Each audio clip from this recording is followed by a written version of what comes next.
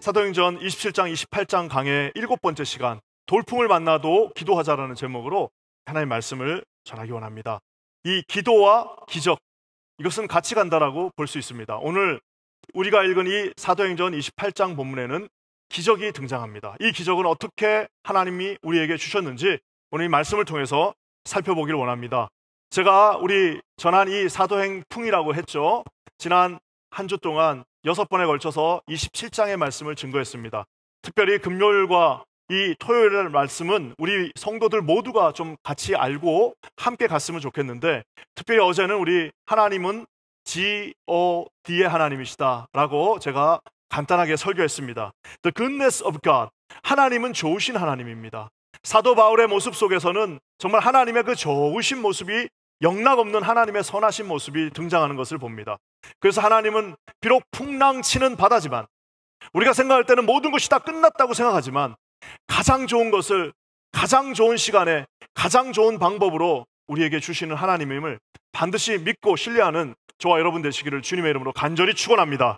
또한 우리 하나님은 바울의 모습을 통해서 optimistic한, 정말 말 그대로 낙관적이신, 모든 것에 여전히 소망이 있는 바울의 모습, 또 리더의 모습, 또 우리 하나님의 모습을 함께 볼 수 있습니다.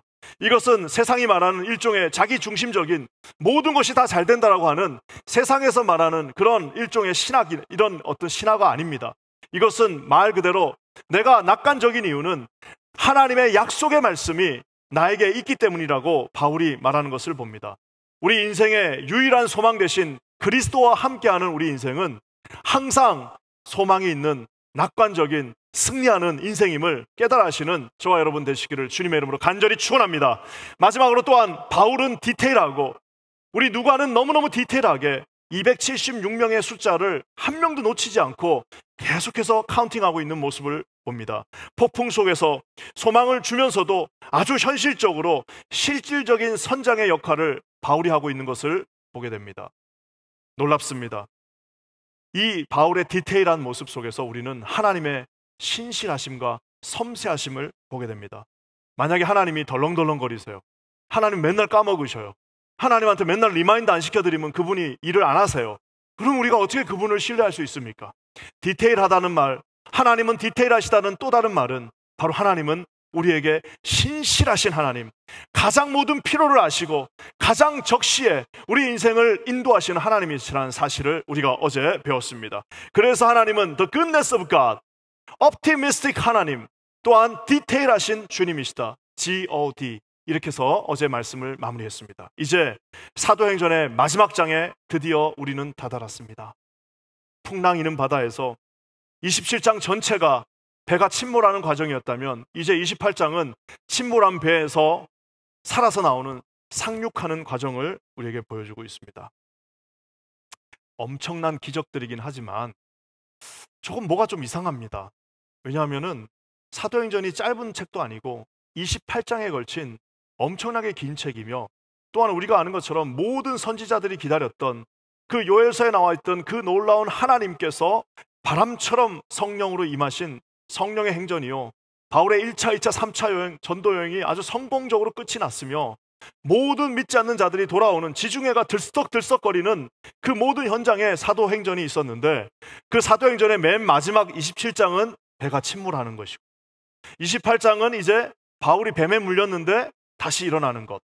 너무 소소하게, 너무 좀, 오히려 뱀에 물리고 이런 거는, 뱀에 물렸는데 살아나는 이야기들은 오히려 이 로마 시대에 차라리 안 넣었으면 더 도움이 됐을 수도 있습니다.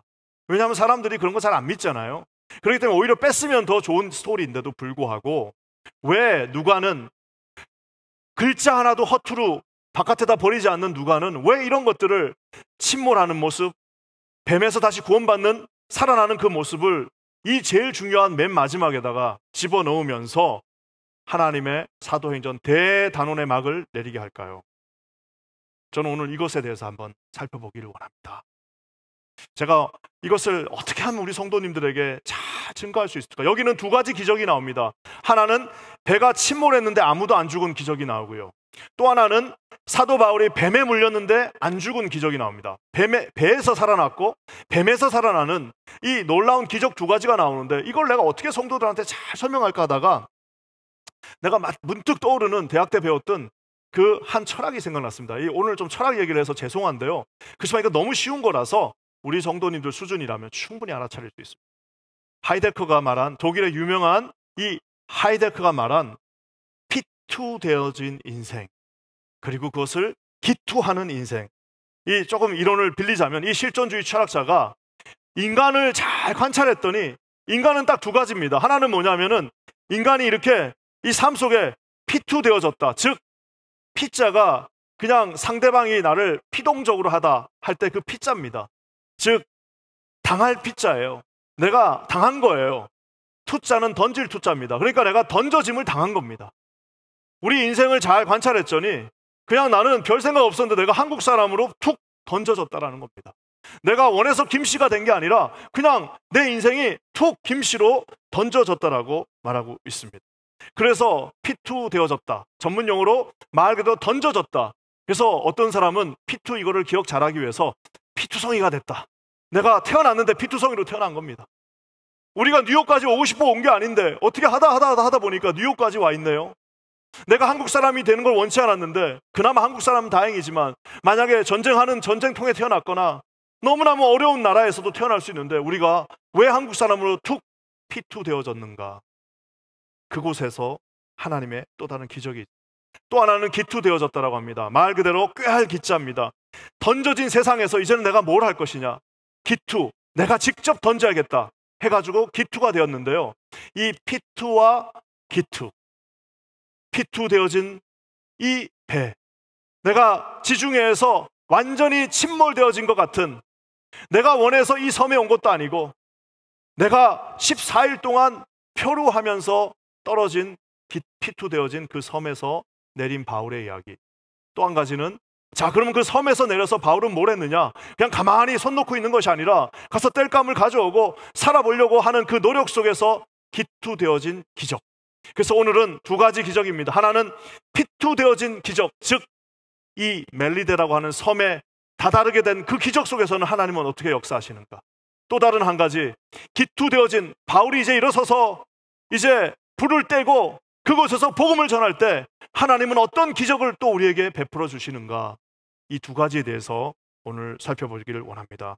설교가 마쳐질 때는 왜 누가가 이 배에서 침몰하는 이 모습, 왜 뱀에 물려가지고 살아나는 그 모습을 이 대단원의 마지막 27장과 28장에 아주 그것도 길고 상세하게 집어넣는지를 우리 모두는 알게 될 것입니다. 먼저는 피투되어진 기적입니다. 우리 1절 말씀 같이 한번 읽어보겠습니다. 시작. 우리가 구조된 후에 안즉 그 섬은 멜리데라 하더라.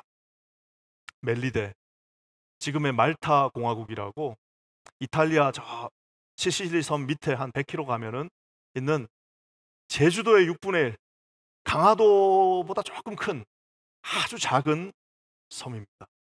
그것도 말타 수도도 아니고요. 말타 수도인 이 발레타에다가 정박된 것도 아니고, 이 말타는 큰 두 개의 섬으로 되어 있는데 그 중간쯤에 있는 조그만 섬, 심지어는 그 섬의 이름이 세인트 폴 섬이에요. 세인트 폴 아일랜드라고 이제 나중에 지었겠죠. 섬의 섬, 우리로 치면 제주도가 있으면 그 앞에 있는 마라도 같은 데다가 이 배가 탁 걸려버린 것입니다. 말 그대로 피투되어진 기적입니다. 멜리데 섬에 자기들이 우리는 지금 로마로 가야 되는데 멜리데 섬에 정박하게 될 것이다라고 한 달 전에 상상했던 사람은 267명, 단 한 명도 없습니다. 바울을 포함해서 단 한 명도 내가 이 멜리데 섬에 정박하게 될 것이다라고 생각했던 사람 아무도 없습니다. 14일 동안 조타실에서 운전해서 간 것이 아니라 14일 동안 말 그대로 피투성이가 돼가지고 다 배가 부서지면서 툭 던져진 곳이 이 멜리데 섬이었다는 겁니다.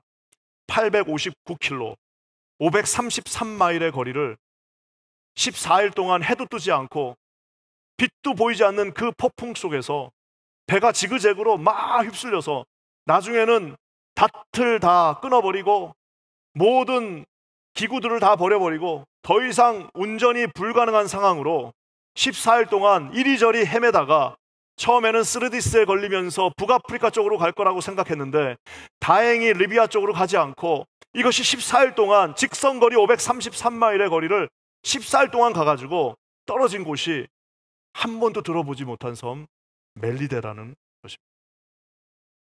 내가 이걸 어떻게 설명할까 하다가 지도를 띄워드릴까? 지도도 뭐 이탈리아 안 가본 사람은 그걸 어떻게 합니까? 그래서 이렇게 생각하시면 됩니다.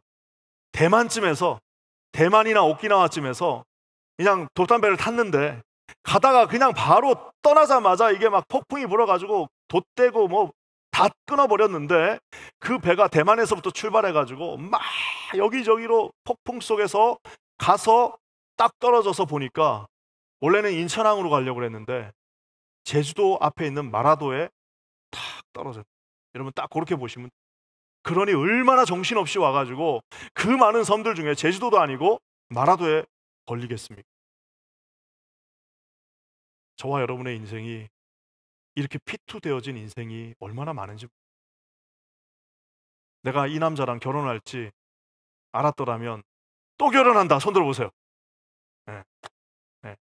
아무도 안 드네. 아유, 다르게 했어야 돼. 나 이 남자랑 내가 이럴 줄 알았으면 내가 다시 또 결혼 안 한다. 이럴 손 들어보세요. 예, 몇 명 드셨는데, 아유, 큰일 났네, 이거. 예, 이게 뭐냐면은, 우리 중에 아무도 이렇게 우리 인생이 여기에 이렇게 멜리다 섬에 피투되어질 거라고는 우리 중에 아는 사람이 별로 없어요. 저는 내가 뉴욕에 살 거라고는 정말 단 한 번도 꿈꿔본 적도 없고, 한 번도 생각도 못 했는데, 세상에 이번에 우리 청년부 수련회 갔더니 거기가 내 옛날에 20년 전에 여기 있던 어떤 교회에 초청받아가지고 와갖고 수련회 강사했던 교회더라. 야, 그래서 내가 감사했어요. 내가 어떻게 뉴욕까지 왔구나. 세계 중심까지 내가 왔는데, 그것은 계획돼서 온 게 아니라 어떻게 하다 보니까 여기에 피투되어졌다라는 겁니다. 이 피투를 잘 표현한 노래 하나가 있습니다. 아무리 세상 노래지만 그래도 뭐 좋은 노래는 좋은 노래니까, 김국환 선생의 타타타라고 있어요. 참 이게 웃는 분들은 이제 연세가 되신 분들이, 저까지는 아는데 제 다음부터는 몰라요. 내가 나를 모르는, 막 이렇게 시작하잖아요. 네가 나를 모르는데 내가 너를 알겠느냐. 한 치 앞도 모두 몰라. 다 안다면 재미없지 하면서. 2절 더 무섭습니다. 바람이 불면 비 맞고, 뭐 비가 오면 젖어가지고 간다 하면서. 근데 이 노래 악보는 뭐냐면은 마지막에 끝날 때 와하하하 하면서 막 끝나요. 그래서 나는 옛날에 들었을 때는 저게 뭔 노래인가, 뭐 아주 신나긴 하는데 저거는 참 신나는 노래다 했더니, 나이를 먹고 나서 이제 정말 피투되어진 내 인생에서 피투덩이가 돼서 한번 들어보니까, 야, 이거 진짜 철학적인 노래일 뿐만 아니라 저기서 웃는 저 하하하 저거는, 난 처음에 기뻐서 웃는 줄 알았는데 기뻐서 웃는 게 아니라 저게 말 그대로 헛웃음입니다. 원래 이 노래는 조용필이 부를 거였는데 이것도 진짜 피투예요. 원래 그분이 부를 노래로 그 김희갑 선생이 딱 작곡해갖고 딱 줬는데, 조용필 씨가 나 뒤에 이거 웃는 거 나 이거 싫어요. 나 이거 못할 것 같아 해가지고, 그래가지고 이 이름도 없는 사람한테 간 거예요. 그러니까 이 노래 자체도 피투된 겁니다. 원래는 조 선생님에게 피투되어졌는데 이게 그냥 이쪽으로 피투됐는데 이게 히트가 치니까 또 이분은 산 거예요. 그래서 사람들은 말 그대로 한 치 앞도 내다볼 수 없는 인생에 너도 내가 뭔지 모르고 우리는 어차피 다 모르고 가는 길이다라고 얘기합니다. 그래서 제목이 타타타인데, 왜 제목이 타타타일 것 같아요? 이게 차차차도 아니고, 차차차는 알겠는데 왜 타타타입니까? 이게 나름대로 인도 고전어인 산스크리트어입니다. 불교의 모든 철학을 제공해줬던 이 산스크리트어에서 나온 타타타. 뭐냐면은 그저 그렇게, 그게 다야. 그저 그렇게. 자, 말 그대로, 있는 그대로.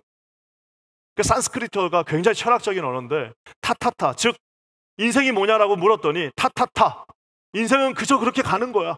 나도 몰라, 너도 모르고, 우리도 몰라. 그냥 여기에 던져졌고 그냥 가는 게 인생이야. 그러니까 불교에서는 결국에는 인생이 뭐냐면은 무다, 아무것도 없다, 허무하다. 왜냐하면은 그냥 던져진 존재고, 왜 던져졌는지도 모르고, 내가 왜 던져졌는지도 모르고, 네가 왜 거기 있는지도 모르고, 그냥 가다가 끝나는 게 인생이다라고 말하고 있습니다. 사랑하는 성도 여러분, 저는 우리가 하나님을 믿는 것이 얼마나 복되고 감사하고 확정적인지 모르겠어요. 우리 인생이 그냥 던져진 인생이 아닙니다.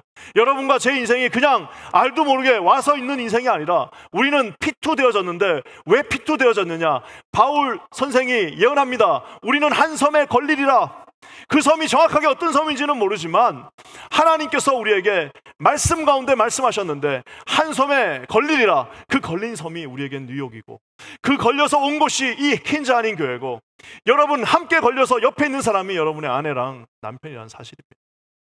사랑하는 성도 여러분, 그래서 오늘 이 1절의 말씀은 우리에게 엄청난 것들을 시사합니다. 1절 다시 한번 읽어볼게요.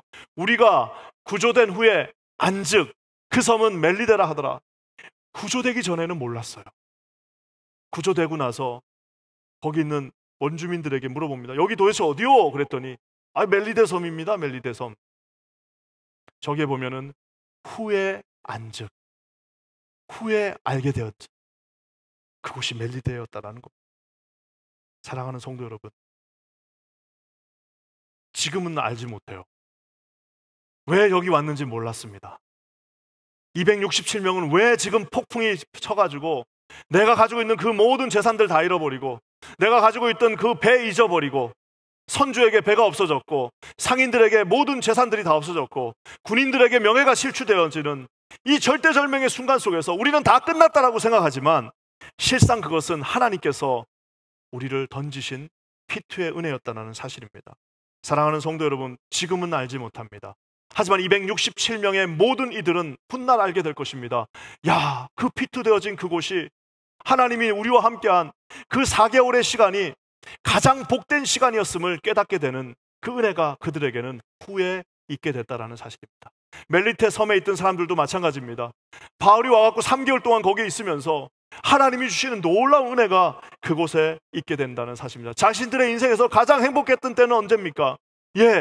바울이라고 하는 사람이 배가 침몰해가지고 우리랑 함께 있으면서 3개월 동안, 지금 3개월 동안 뭐 했겠습니까? 나중에 알게 되는 것처럼 거기 있던 최고 지도자의 아버지를 고쳤습니다. 바울이 딱 기도하니까 병이 나니까 섬 전체가 이제 들떠가지고 모두가 다 와서 바울과 누가를 만나서, 좀 중병은 바울이 치료하고 좀 경증은 또 누가가 의사 선생님이니까 보면서 치료하고 해가지고 온 섬이 다 기적으로 들끓게 되었다는 사실입니다. 그러면서 3개월 동안 저는 제자 훈련했다고 생각. 3개월 동안 속성 제자 훈련을 하면서, 그래서 말레타 섬이 가장 큰 축복을 후에 안즉 그것은 내가 침몰한 것이었다.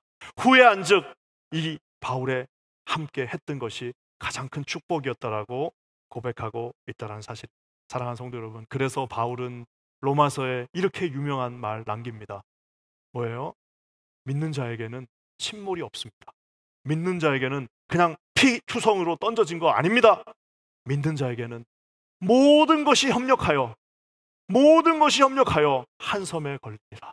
모든 것이 협력하여 하나님의 은혜 가운데 있으리라. 모든 것이 협력하여, 그것은 폭풍 속에서 침몰이 아니요 그것은 하나님이 주시는 가장 큰 축복이었다라고 고백하게 될 줄 믿습니다. 저와 여러분의 인생 가운데 피투되어진 인생이었지만 결국 나중에는 가장 큰 축복이 그곳에 있었음을 깨달아 하시는 저와 여러분 모든 성도님들 되시기를 주님의 이름으로 간절히 축원합니다. 후에 알고 나면 그것이 가장 큰 은혜입니다. 후에 알고 났더니 뉴욕에 온 것이 가장 큰 은혜예요. 여러분, 뉴욕 와서 예수님 믿은 사람이 얼마나 많은지 모릅니다. 한국에서 예수님 모르다가 뉴욕 와가지고 퀸즈 아닌 교회 와갖고 예수님 믿은 사람이 얼마나 많은지 모릅니다. 제가 지난달에 달라스에 집회를 갔습니다. 집회를 갔더니 세상에 어떤 분이 오시더니, 제가 퀸즈 아닌 교회 출신입니다. 그래 내가 언제 다니셨어요? 그래서 아는 척 좀 하려고 그랬더니 80 몇 년도에 다니죠. 죄송합니다. 여기서 한지가 목사님이 저를 주례했습니다. 그래서 내가 근데 그 목사님이 얼마나 그 부부를 칭찬하든지, 그래서 이제 이거 어떻게 이렇게 신앙이 좋으세요? 원래 그렇게 신앙이 좋으셨습니까? 물어봤더니 남자 집사님이 호탕한 웃음으로 목사님 그게 아니라 총각이었는데 가가지고 이거 장가를 가야겠는데 어떡할까 하다가 교회를 가자. 그중에 좀 큰 교회 가면은 여자들이 많으니까 큰 교회 가자 해갖고 1번, 2번, 3번 정해놓고 이제 어디를 먼저 갈까 하다가 여기를 왔다는 겁니다. 2번 교회도 있고 3번 교회도 있는데, 그래 여기 왔더니 근데 찬양돼서 그렇게 잘해주고 그래가지고 그냥 에휴 여기 눌러 앉자 하고 눌러 앉았다가 결혼하고 눌러 앉았다가 예수님 만나고 눌러 앉았다가 성령의 은총으로 하나님이 주시는 놀라운 축복들을 얻었다라고 우리 교회를 사랑하시면서 얘기하는데, 야 얼마나 마음이 뿌듯하고 감사했는지 모릅니다. 사랑하는 성도 여러분, 우리 중에 이런 정말 말 그대로 피투되어져 원래 온 목적은 돈 벌려 왔어요. 원래 온 목적은 장가 가려고 왔어요. 원래 온 목적은 내가 아메리칸 드림을 꿈꾸면서 여기 왔. 하지만 하나님은 저와 여러분들을 피투시킨 것이 아니라 한 섬에 걸리리라. 근데 그 섬은 어떤 섬이에요? 정말 하나님께서 정밀하게 보내신 그 섬에 걸려졌다라는 사실을 깨달아 하시는 저와 여러분 모두가 되시기를 주님의 이름으로 간절히 축원합니다. 사랑하는 성도 여러분, 이 멜리데는요, 그래서 피투되어졌지만 하나님의 정밀한 보내신 곳이라는 겁니다. 또 한 가지, 이 멜리데라는 섬이요, 뜻이 뭘 것 같아요? 이게 이제 토착 페니키아 족속들의 말인데요. 페니키아 사람들은 어디 살던 사람들이냐면 놀랍게도 가나안 땅에 살던 사람들을 페니키아인이라고. 이 가나안, 고대 가나안어, 우리로 치면 고대 한국어 정도 될까요? 이 고대 가나안어가 이 멜리데 섬에 있는 사람들의 조상들이 쓰던 말. 이 섬 이름 멜리데를 그래서 고대 가나안 사람들, 즉 지금의 이스라엘 땅에 살던 사람들이 지은 거예요. 바울은 우리가 아는 것처럼 여러 가지 언어를 자유자재로 쓸 수 있는 사람이에요. 링귀스트예요. 그래서 모든 언어들을 다 잘 섭렵하는데 그 가나안 토착 언어로 멜리데의 뜻이 뭐냐? 피난처입니다. 그러니까 바울이 내려서 물어봤습니다. 선생님, 여기 섬 이름이 뭐예요? 멜리데. 그러면 바울은 저 1절을 어떻게 읽느냐면, 우리가 구조된 후에 안즉 그 섬은 멜리데라가 아니라 우리가 구조된 후에 안즉 그 섬은 피난처더라 라고 기억된다라는 사실입니다. 사랑하는 성도 여러분, 우리가 피투되어진 온생이었지만 사실상 가장 빠르게 가는 길이 멜리데 섬이었다는 사실을 기억하시기를 주의 이름으로 간절히 축원합니다. 사랑하는 성도 여러분, 이 저에게도요, 이 말타 섬에 대한 저도 피투되어진 기억이 있습니다. 결혼해가지고 반지를 못 샀더니 우리 아내가 샀습니다. 그래가지고 너무 창피해가지고 그랬더니 우리 아내가 신혼여행은 당신이 결정하라. 신혼여행만큼은 당신이 결정해라. 그때 네덜란드에 있을 때인데 지금처럼 무슨 인터넷이 있는 것도 아니고 제가 큰 소리 치고 알았다고, 내가 신혼여행지는 결정하겠다 해가지고 이제 브로셔를 받으러 여행사에 갔습니다. 갔더니 브로셔가 이렇게 쭉, 그때는 이제 브로셔 보면서 결정하는 건데 어디로 가야 되나 봤더니 이거 돈은 없고 어떻게 세상에 제일 싼 거 주십시오 했더니 여행사 직원이 진짜 싼 게 하나 나왔다. 비행기표 4박 5일 호텔 다 합쳐서 600유로도 안 되는, 그것도 2명 합쳐서. 그래가지고 세상에 이런 게 있습니까? 이걸 주십시오 하고 뭐 자세하게 읽지도 않고 그냥 그 자리에서 말타 섬을 사인을 했습니다. 제가 신혼여행을 말타 섬으로 갔다니까요. 제가 신혼여행 말타로 갔습니다. 그래가지고 우리 아내한테, 야 여보 우리 말타라는 거에 간다, 어딘지 모르겠는데 거기 간다 하고 그리고 간 거예요. 그리고 갔습니다. 내리자 말자 왜 싼지 알았습니다. 갔더니 세상에 호텔을 가는데, 호텔이 저는 이제 신혼여행 호텔이니까 뭐 쉐라톤이나 이런 좋은 호텔인 줄 알았더니 초등학교 옆에 있는 호텔이에요.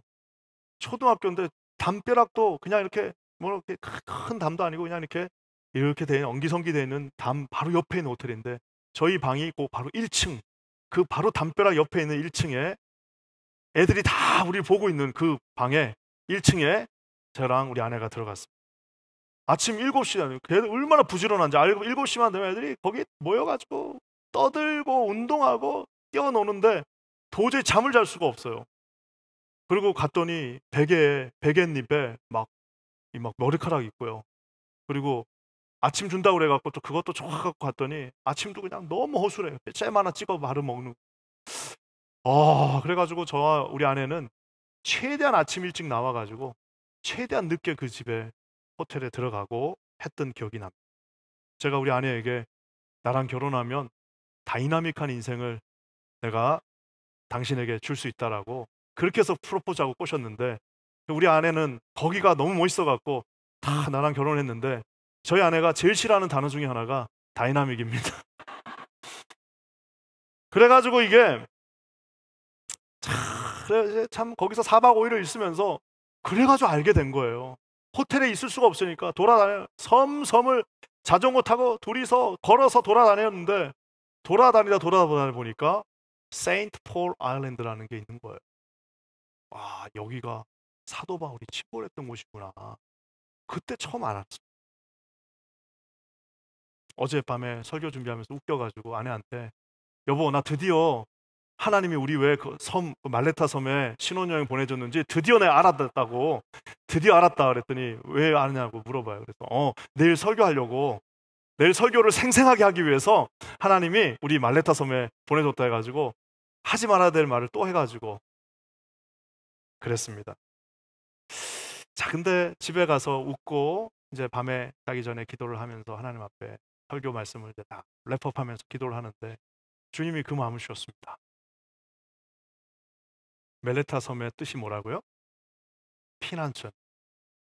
야, 내가 과연 우리 아내가 없었으면 목회를 할 수 있었을까? 20년 동안 이 험한 인생에서. 그리고 저와 우리 아내는 여러분 무슨 경상도 남자가 전라도 남자랑 만난 그 정도 수준이 아니라 저희는 대륙과 대륙이 만났어요.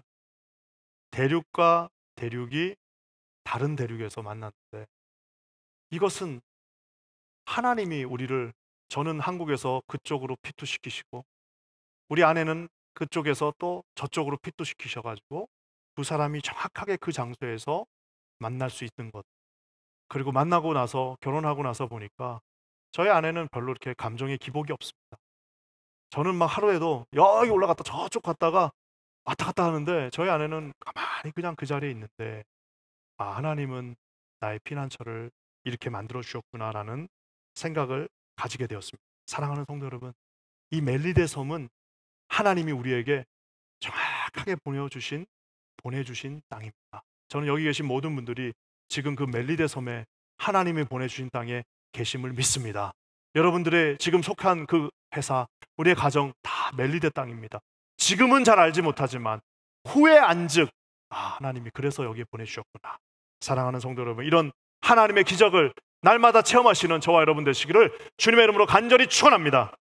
그러면서 또 한 가지, 이제는 자기가 해야 될 기투되어진 기적이 있습니다. 우리 3절 말씀 한번 같이 읽겠습니다. 시작. 바울이 나무 한 묶음을 거두어 불에 넣으니 뜨거움으로 말미암아 독사가 나와 그 손을 물고 있는지라. 독사에 물려버렸어요. 이제 내려가지고 섬에 내려가지고 이제 기투, 내가 한번 열심히 한번 최선을 다해서 여기서 뭔가를 해보려고 바울이 나무 한 묶음을 가져오고 있었습니다. 얼마나 추웠겠어요. 나무로 이제 모닥불을 피우려고 가져오고 있는데 장작을 넣었더니 갑자기 거기서 있던 뱀 한 마리, 그것도 독사라고 정확하게 말하고 있습니다. 독사가 나와서 바울의 손을 물었다도 아니고 물고 있었다라고 얘기하고 있습니다. 아주 그냥 세게 물고 있는 겁니다. 그러니 원주민들이 바로 해석합니다. 그것을 보고 있던 모든 사람들이 그 옆에서 바로 해석합니다. 어떻게 해석합니까? 저 바울이 원래 죄인이었는데 바다에서는 어떻게 용케 살아남았지만 복수의 여신 디케가, 그 당시 이제 로마 힐합 신화입니다. 복수의 여신 디케가 끝까지 쫓아와서 결국에는 그의 손을 독사로 하여금 물게 했구나.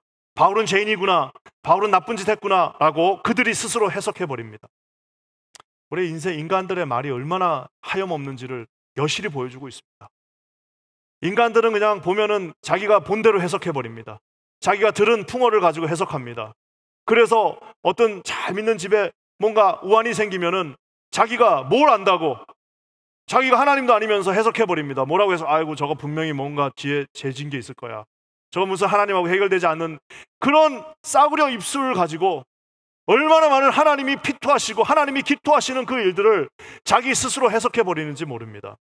사람의 말과 해석이 얼마나 의미가 없고 얼마나 보잘것없고 얼마나 가벼운지를 우리에게 보여주고 있습니다.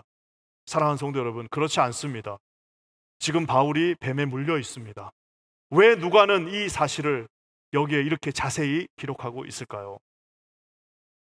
저 개인적으로는 이 패시지를 제 스스로 제목을 정했습니다. 그것은 뭐냐면 사도행전이 제시한 복음의 암호문 혹은 요약본.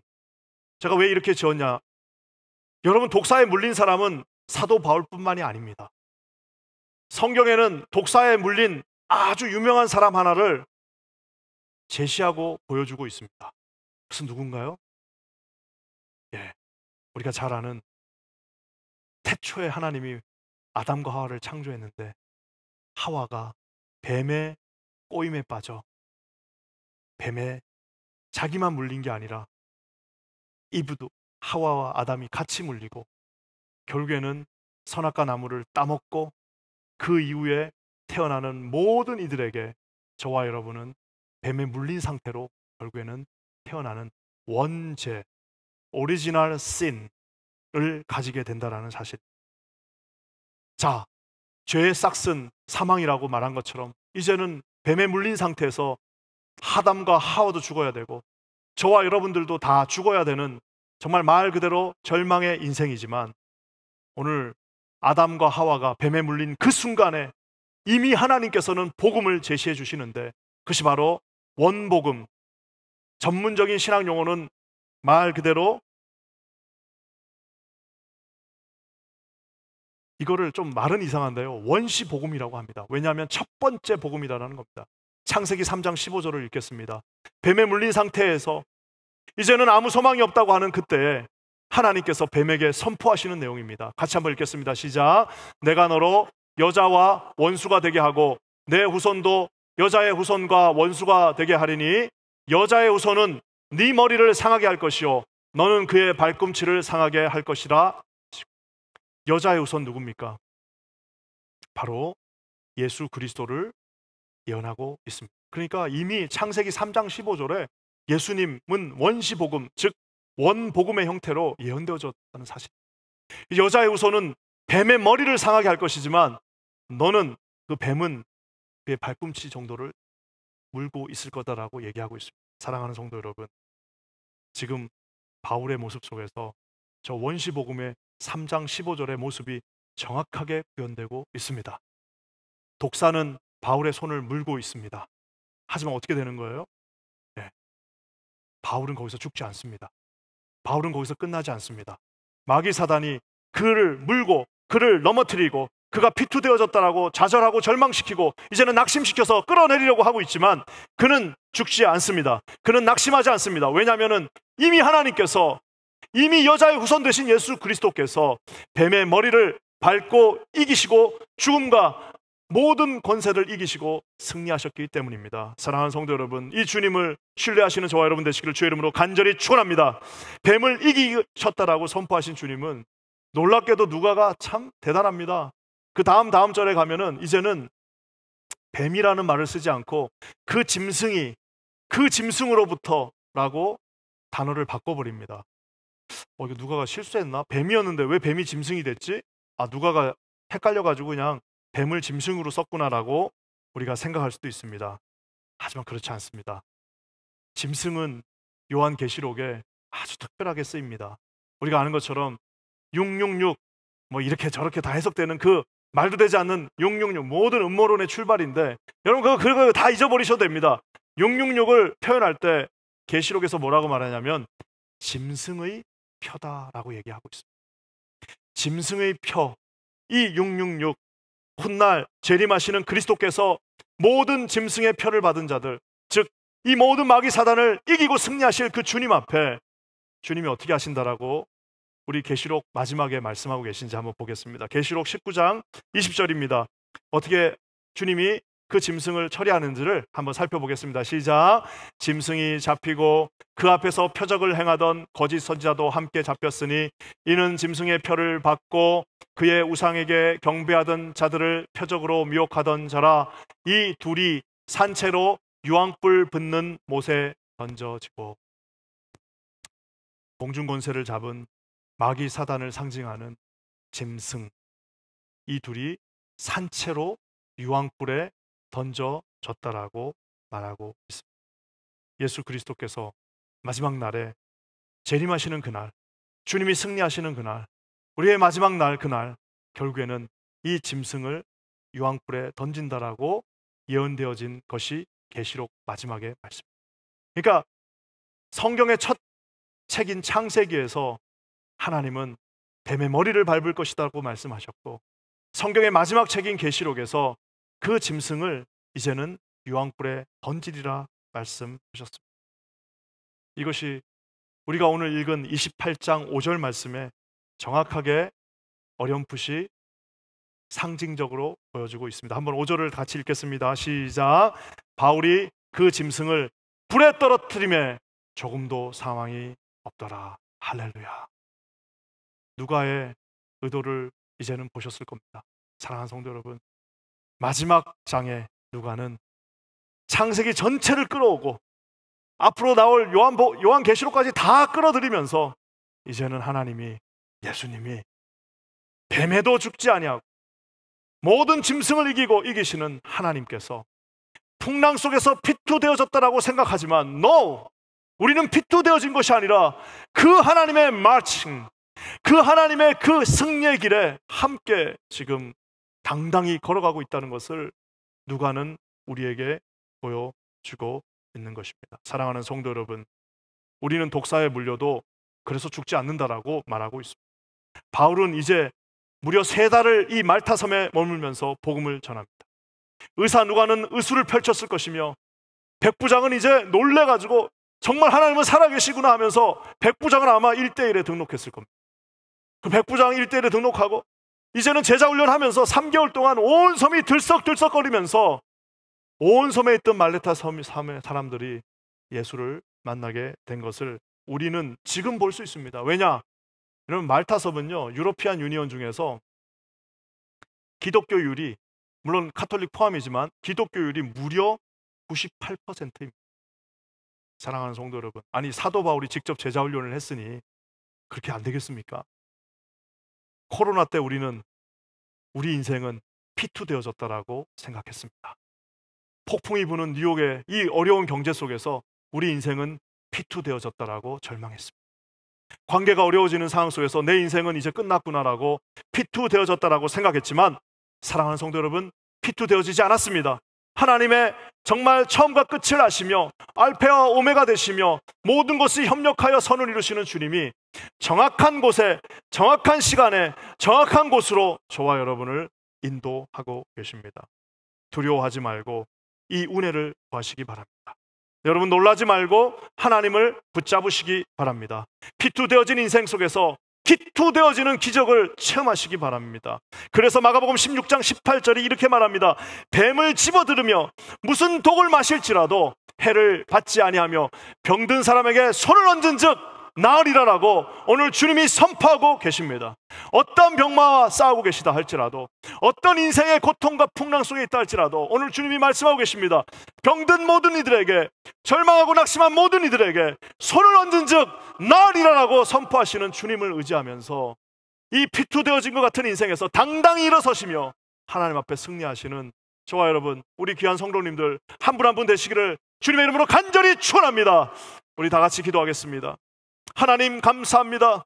던져졌다 생각했으나 하나님의 협력하심 속에서 한치의 오차도 없이 우리를 인도하시는 주님의 기적이었음을 깨달아 알았습니다. 하나님 아버지, 다 끝났다라고 생각했지만, 뱀에 물려 죽었다고 생각했지만 다시 일어나게 하시는 하나님의 놀라운 뜻이 그곳에 있음을 깨달아 알았습니다. 하나님, 이 말씀을 믿고 승리하게 하여 주시옵소서. 피투되어진 인생 속에서 기투의 기적을 가져오게 하여 주시옵소서. 우리 그렇게 하실 주님을 찬송하며 예수님의 이름으로 간절히 기도합니다. 아멘.